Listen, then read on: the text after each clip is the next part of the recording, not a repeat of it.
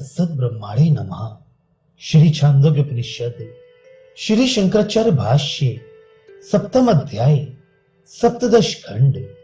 विज्ञान ही जानने योग्य है। जिस समय पुरुष सत्य को विशेष रूप से जानता है तभी वह सत्य बोलता है। बिना जाने सत्य नहीं बोलता, अपितु विशेष रूप से जानने वाला ही सत्य का कथन करता है। अतः विज्ञान की ही विशेष रूप से जिज्ञासा करनी चाहिए।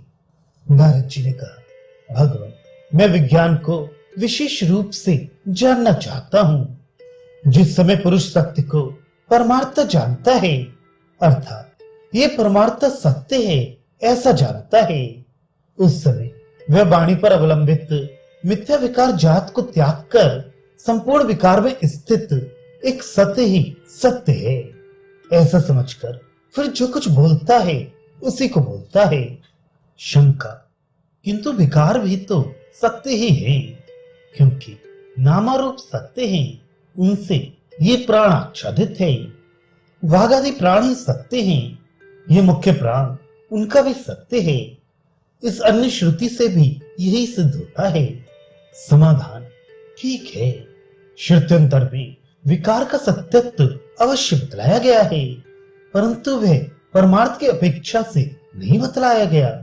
तो फिर क्या बात है? इंद्रियों के विषय होने और न होने की अपेक्षा से सत्य और त्यत है। इस प्रकार वहां सत्य का उल्लेख किया गया है तथा उसके द्वारा वहां परमार्थ सत्य की उपलब्धि ही विवक्षित है। इसी से वहां यह कहा गया है कि वाघ आदि प्राण ही सत्य है, ये मुख्य प्राण उनका भी सत्य है। यहाँ भी वह इष्ट ही है, परंतु यहाँ विशेष रूप से सनत कुमार जी को यही अर्थ बतलाना अभीष्ट है कि नारद जी को प्राण विषयक परमार्थ सत्य विज्ञान के अभिमान से निवृत्त कर जो भूमा संज्ञक सत्य ही परमार्थ सत्य है उसे विशेष रूप से समझाऊंगा। उसे विशेष रूप से जाने बिना कोई सत्य नहीं बोलता। जो कोई उसे बिना जाने बोलता है वे अग्नि आदि शब्द से अग्नि आदि को ही परमार्थ सदरूप समझकर बोलता है, किंतु परमार्थ वे रूप त्रय रक्त शुक्ल और कृष्ण रूप से अतिरिक्त है नहीं, तथा वे रूप भी सत्य की अपेक्षा तो है ही नहीं। अतः परमार्थ को बिना जाने कोई सत्य नहीं बोल सकता। सत्य का विशेष ज्ञान होने पर ही पुरुष सत्य बोल सकता है, किंतु वह सत्य विज्ञान बिना जिज्ञासा किए बिना उसकी प्रार्थना किए नहीं जाना चाहता।